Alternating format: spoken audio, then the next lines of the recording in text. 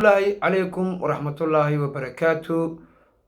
Ciyaarta aan hawada ku saaxiibnayo meel walbo aad dunida kaga sugan tahay haddii ahaa lahayd shanta qaaradood dunida meel alla meesha ka jirtid isla markaasina aan iskala jaan qaadno bartaani youtube-ka Doobiye Media. waxaan ku leeyahay goor walbo iyo xilli walbo ee kuu tahay saacad walba minid walbo aad maraysid wacan oo wanaagsan ayaan ku leeyahay. waana anigoo ah Muse Maxamed Cali alabana Doobiye Media inagala soo hadlo arrimaha siyaasadda dalkeena hooye halkee marayaan idiin soo baahiyo qodobada aan inta badan diiradda aan saarnana oo siyaasadda dalkeena hooye ka jirto.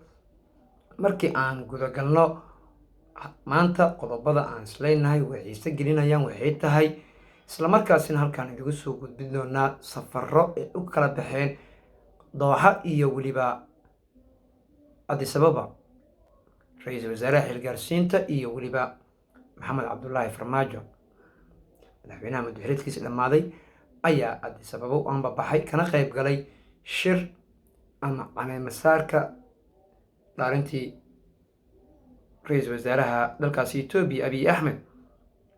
sidii loo soo dhaweeyey warbixin la xiriirto haddaba muxuu ka doonay rooblana qadar Dooxa. warbixin la xiriirtana waa idiin haynaa iyo xogo sireed oo ku hoos jira laleeyahay in safarkaasi markuu farmaajo u baxo laga baqay Rooble in uu sameeyo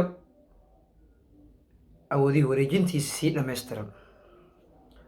xog la xiriirto ayaa idiin soo gudbin doonaa. qaybna waxaa ka naqan doona hadduu eebaha awoodda leh laga helo labadii kursi ee u dambeysay ee Hirshabeelle ku dhinayd aqalkeeda sare ee 8 kursi tiile oo lasoo doortay qaabkii doorashada u dhacday. warbixin la xiriirto ayaa halkan igu haynaa. qaybna waxaa ka naqan doono laftigreen oo guddi u saaray dadkii laascanood laga soo tarxiilay. warbixin la xiriirtana waa idiin soo gudbin doonaa, balse aan ku yara xasuusiyo haddii ay tahay markii kugu horreysay janaalkani aad dul imaadaan subscribe-ka noo saarin fadlan calaamadda gududan hortaa subscribe-ka noo taabo gambaleelkana furo si aan macaamiil joogto u noqono. laagtana dhiirigelin ayay noo tahay. wixii aragti oo fikri tale aan noo haysidna qaybta hoose commentiga nagu soo wadaag, asxaabtaada usii sheergaray dad badan ha sii gaarto. mahadsanid. haddii aan galno maanta muqdisho waxaa ka anbabaxay madaxweynaha madaxweynkiisii dhammaaday maxamed cabdulaahi farmaajo asiga iyo xubno ka tirsan dowladda Soomaaliya oo siyaasad ahaan isugu dhow. waxayna u anbabaxeen dalkaasi Itoobiya Addis Ababa caasimadeeda. safarkaasi farmaajo wuxuu ka dambeeyey kadib casuumaad uu ka helay saaxiib siyaasadeedkiisa Abiy Ahmed ra-iisul wasaaraha dalkaasi Itoobiya kadib markii dhaarintii markii labaad loo dhaariyey maanta inuu hogaamiyo xukuumadda Addis Ababa, ayadoona ay ka qayb galayaan mas-uuliyiin ka tirsan madaxweyneyaal ee qaaradda Afrika iyo sidoo kale mas-uuliyiin kale ee dowladaha saaxiibka la ah dalkaasi Itoobiya.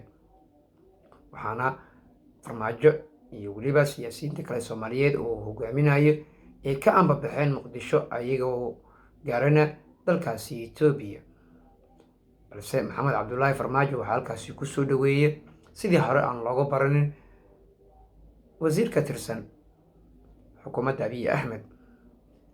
dabadeedna waxaa la sheegay afhayeenka madaxtooyada uu sheegay inuu kulamo la qaadanayo madaxda Afrika, isla markaasina kulamadaasi ahaayeen mid ay madaxda ay ugu duceynayeen Abiy Ahmed, balse kulamo kale gaar ah ayuu yeelanayaa Abiy Ahmed iyo asiga. safarkaasi uu ku anbabaxay markii laga soo tago waxaa maalintaasna magaalada muqdisho ka anbabaxay isla markaasina dalka qatar aaday ra-iisul wasaaraha xilgaarsiinta xukuumadda federaalk Soomaaliya maxamed xuseen Rooble asaga iyo xubno kale wafdi uu hogaaminayo.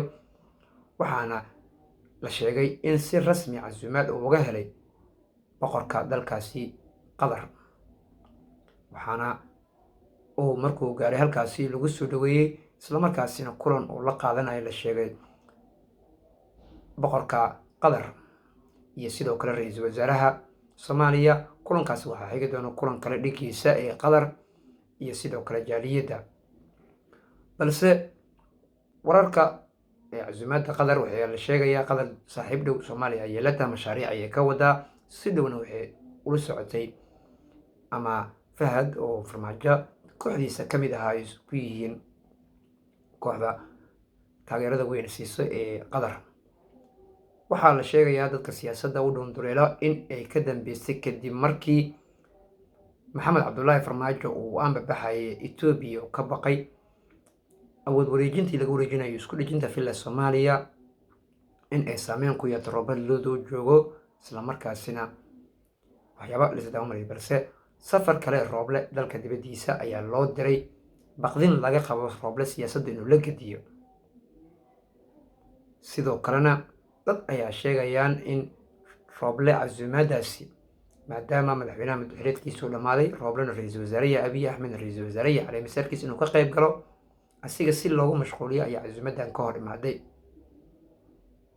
balse inkastoo wararkaasi ay yihiin kuwa aada aan loogu kalsoon, balse laakiin ilo wareedyo aan kasoo xiganayno ee ku dhow xafiiska madaxweynaha madaxweyneedkiisii dhammaaday ayaa sheegaya. dhanka kalena qatar waxay saameyn xoogan ay ku leedahay siyaasadda taageereed ee 4 sano ee maxamed cabdulaahi farmaajo iyo fahad yaasiin. jowhar waxaa ka dhacday doorashadii aqalka sare ee 8 kursi labadii u dambeysay, iyadoona ay ku soo baxeen cali shacbaan iyo sidoo kalena zamzam cabdulaahi axmed. cali shacbaan ayaa waxaa si weyn u taageeraya madaxweyne ku-xigeenka ee maamulkaasi hirshabeelle sida la sheegayo dabageed, waxaana la tartamayay cabduqaadir xanafi sheekh bashiir oo ahaa musharaxii laga guuleystay, waxaana kursigaasi ka dhashay buuq, iyadoona laba wareeg markii la tartamay buuq taageerayaasha cabduqaadir xanafi iyo sidoo kalena cali shacbaan ee buuq sameeyeen. balse maanta ayaa waxaa halkaasi cali shacbaan uu kusoo baxay 62 cod, halka cabduqaadirna 24 uu helay. zamzam iyo weliba naciima hore waxay ugu tarsanaa aqalka sare, kursigan ayay ku fadhiday. zamzam ayaa 77 cod ku guuleysatay, halka 8 heshay naciima.